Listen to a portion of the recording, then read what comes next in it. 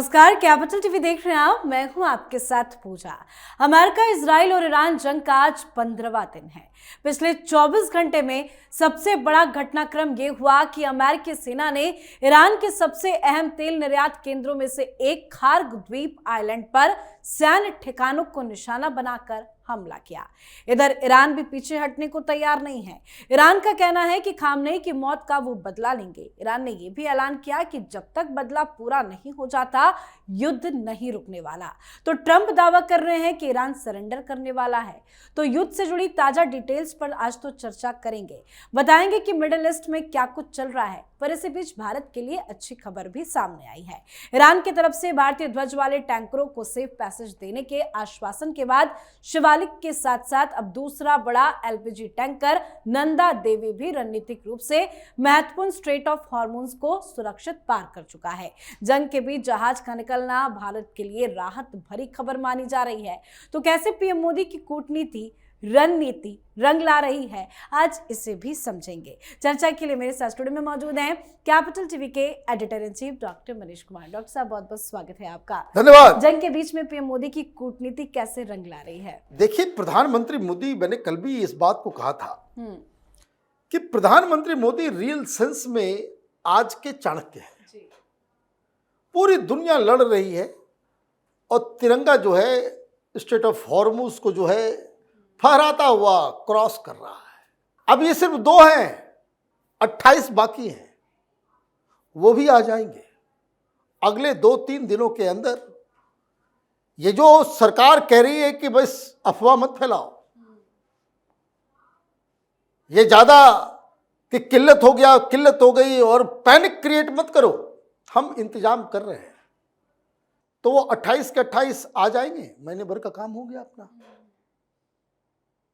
तो प्रधानमंत्री मोदी की तो तारीफ होनी चाहिए। और इसलिए अमेरिका के अंदर भी जो लोग इस युद्ध को खत्म करना चाह रहे हैं कि भाई खत्म करो इसको। दुनिया आज 2 अलग अलग विचारों में बटी हुई है।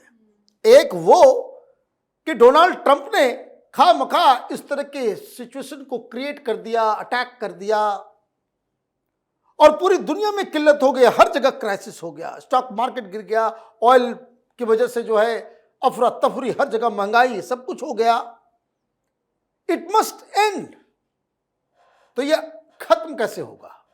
तो जो ये सोच रखने वाले कि भाई अब कॉम्प्रोमाइज करके खत्म कर दो, इस तरह के विचार को रखने वाले एक्सपर्ट, स्ट्रेटजिस्ट, डिप्लोमैट्स, उनके हीरो बने हुए हम हमारे प्रधानमंत्री। यही आदमी जो है कर सकता है, बाकी किसी से के दम नहीं है। एक पुतिन साहब ने कहा कि हम भी करवा सकते हैं, लेकिन वो अमेरिका को स्वीकार नहीं होगा। डोनाल्ड ट्रंप क्या मुंह बताएंगे कि प्रॉब्लम में फंस गए तो आपको पुतिन ने निकाल दिया। You need a leader who is suppose to be friend to both of them. ये प्रधानमंत्री मोदी का लोकस स्टैंड आई है और इसीलिए ईरान भारत के जहाजों को निकालने का वो उस पे एग्री किया है। तो एक तो वो है। दूसरे लोग कौन है? दूसरे लोग वो हैं कि now is the time, Iran को फिनिश करो। अब इतना दूर आ ही गए हो तो इस बार तो निपटा ही दो। और बहुत ही सिचुएशन माकूल है। पहले क्या होता था? पहले ईरान के ऊपर आपने हमला किया या फिर गाजा के ऊपर आपने हमला किया, पूरा इस्लामिक वर्ल्ड जो है वो ऐसा लगता था कि कोई धर्म युद्ध शुरू हो गया है। It is going to be Christianity versus Islam. अभी स्थिति यह है कि आधा से ज्यादा जो वेस्ट एशियन मुस्लिम कंट्रीज है, दे आर विथ अस। ये अमेरिका में लोग सोच रहे कि दे आर विथ अस। अभी टाइम है कि खत्म कर डालो, नहीं तो बाद में फिर ये दिक्कत होगा। ये फिर न्यूक्लियर आर्सेनल अपना तैयार करेगा, ये फिर जो है वो हाइपरसोनिक मिसाइल बनाएगा और ये कभी भी एक खतरा बना हुआ रहेगा कि किसी देश को जो है इजराइल के ऊपर जो है न्यूक्लियर अटैक कर दे, अमेरिका के टेरिटरी को जो है अटैक कर दे, क्योंकि उसने कैपेबिलिटी तो दिखा दी। कि वो अमेरिकन बेसिस को मार सकता है, अमेरिकन डिफेंस है ना सिस्टम को जो है, एयर डिफेंस सिस्टम जो है उसको वो भेज सकता है। तस्वीर तो आ रही, हो तो झूठ बोलती नहीं है। तो अभी तक क्या हुआ? और ये बड़ा सवाल जो सब लोग सोच रहे कि कब तक चलेगा। कोई कह रहा है कुछ सप्ताह, कुछ लोग कह रहे हैं 100 दिन, कोई कह रहा है कुछ, कोई कह रहा है कुछ। एक इंटरव्यू दिया है हिंदुस्तान में इजराइल के जो राजदूत हैं, हालांकि उन्होंने कुछ रिवील नहीं किया, लेकिन उनकी बातों को, करीब आधे घंटे से ज्यादा का इंटरव्यू है, उनकी बातों में अगर आप डॉट्स डॉट्स निकालें तो एक तस्वीर बनती हुई नजर आ रही है, और जो साफ साफ तस्वीर है, पहली चीज ये कि ये जो स्ट्रेट ऑफ हॉर्मुज को रोका, ये ईरान की एक गलती हो गई, ईरान की एक गलती हो गई। कारण अभी तक तो आप कतर है ना, यूएई, सऊदी अरब, ओमान, बहरीन, कुवैत, इन सब पे हमला करके आपने दुश्मन की लिस्ट में उसे डाला जी। अभी जो पूरी दुनिया में स्ट्रेट ऑफ हॉर्मुज की वजह से जो क्राइसिस हो रहा है, कहीं पे 30%, कहीं पे 40% जो पेट्रोल की कीमत जो है वो बढ़ा दी गई है, तो आपने क्या किया? एक वर्ल्ड ओपिनियन को आपने अपने खिलाफ कर दिया। अब ये तो कोई भी सोचेगा कि ये काम आज कर सकता है, ये कभी भी कर सकता है। दिस प्रॉब्लम, ये जो पहली बार ये प्रॉब्लम देखा गया है, ये प्रॉब्लम तो कभी भी क्रिएट कर सकता है। फिर किसी बात पे वो स्ट्रेट ऑफ हॉर्मुज को रोक दे, तो क्या एक इस तरह के देश जो ऑटोक्रेटिक है उसके पास इतनी शक्ति होनी चाहिए? ये ईरान ने करके पूरी दुनिया का, और ये जो हॉर्मुज की वजह से जो पूरा प्रॉब्लम शुरू हुआ, एंड दैट्स हाउ ये जो खार्ग आइलैंड है इसको निशाना बनाया गया। क्यों बनाया गया? 90% जो ऑयल एक्सपोर्ट होता है वो उस आइलैंड से होता है।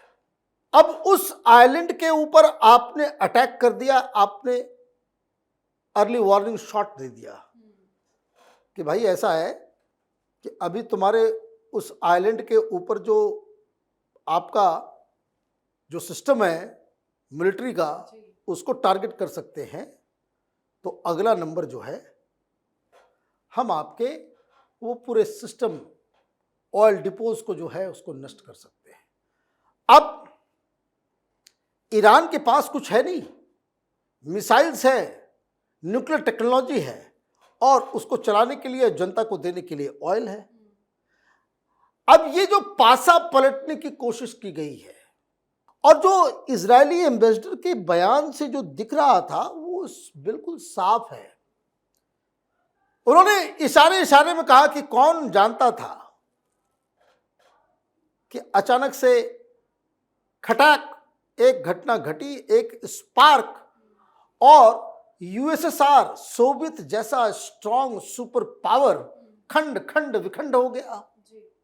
ऑटोक्रेटिक रिजीम जहां डेमोक्रेसी नहीं है, उसमें जो टूट फूट होती है, वैसे ही अचानक सिचुएशन क्रिएट हुआ और विस्फोट हुआ, और वो देश, वो रिजीम खत्म हो जाती, कोलैप्स कर जाता है। तो ये लोग करने वाले नहीं कि आर्मी अंदर घुसा करके जो है वो रिजीम को चेंज करवाएंगे। It has to happen from with in.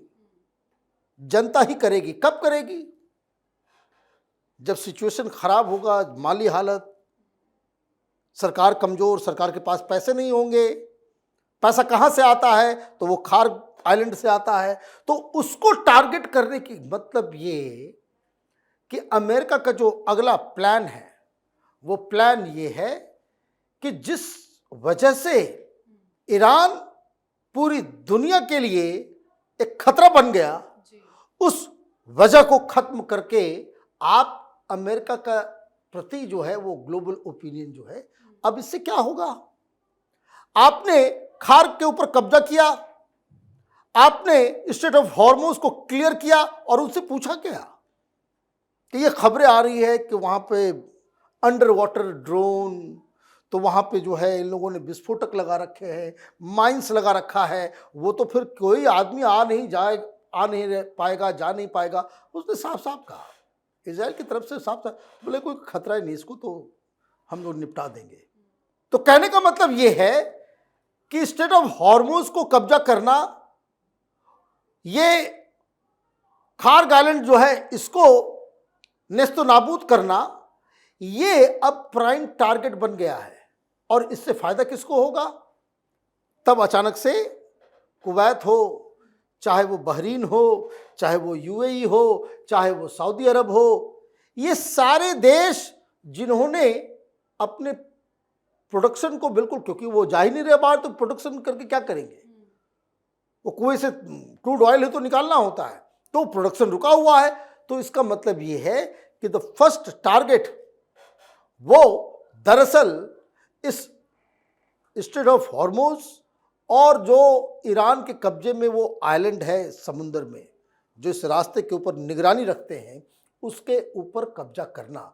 और इसीलिए जो जानकारी आ रही है कि एक और जो युद्धपोत है ना, एयरक्राफ्ट कैरियर, उसको बुलाया गया है। जापान से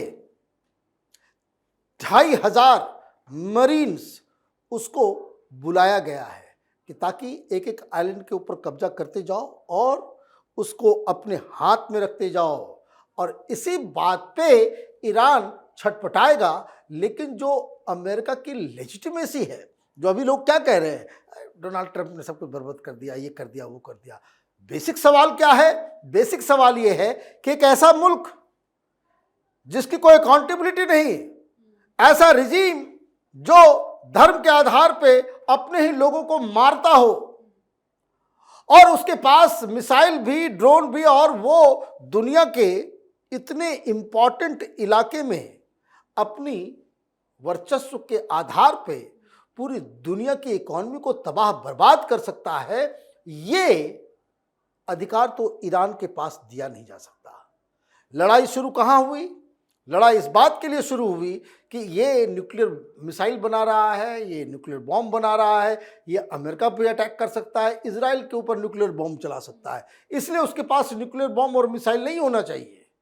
और अब इसका दूसरा इकोनॉमिक पहलू आ गया है, और इससे ईरान बहुत बुरी तरीके से फंस गया है। अब देखिए, अगले 3-4 दिनों के अंदर, जैसे आज फिर ये बात कही गई है कि कल जितना हमला हुआ था, इससे कहीं ज़्यादा इम्पॉर्टेंट हमला वो आज की रात ईरान के ऊपर होने वाला है।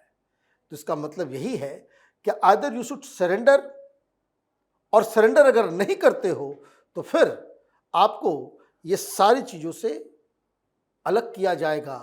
अब पूरा का पूरा बैटल का जो केंद्र बिंदु वो स्ट्रेट ऑफ हॉर्मुज और खार्ग आइलैंड है। जी, बहुत बहुत धन्यवाद सर समझाने के लिए। धन्यवाद। तो मिडिल ईस्ट में युद्ध का माहौल है, मिसाइलें दागी जा रही हैं, ड्रोन हमले हो रहे हैं, और दुनिया की सबसे अहम समुद्री लाइफलाइन स्ट्रेट ऑफ हॉर्मुज पर हल पर खतरे के बादल मंडरा रहे हैं। लेकिन इन तनाव के बीच भारत के लिए एक बड़ी राहत की खबर सामने आई है, और ये राहत आई है कूटनीति की ताकत से। ईरान की ओर से भारतीय जहाजों को सुरक्षित रास्ता देने का भरोसा दिया गया, और यही वजह है कि भारत के ऊर्जा सप्लाई से जुड़े अहम जहाज बिना किसी बाधा के इस संवेदनशील समुद्री रास्ते को पार करने में सफल भी हो रहे हैं। संकट के बीच भारत के लिए ये खबर राहत और रणनीतिक सफलता के तौर पर देखी जा रही है। तो आप भी अपनी राय कमेंट करके लिखिएगा। देखते रहिए कैपिटल टीवी। नमस्कार।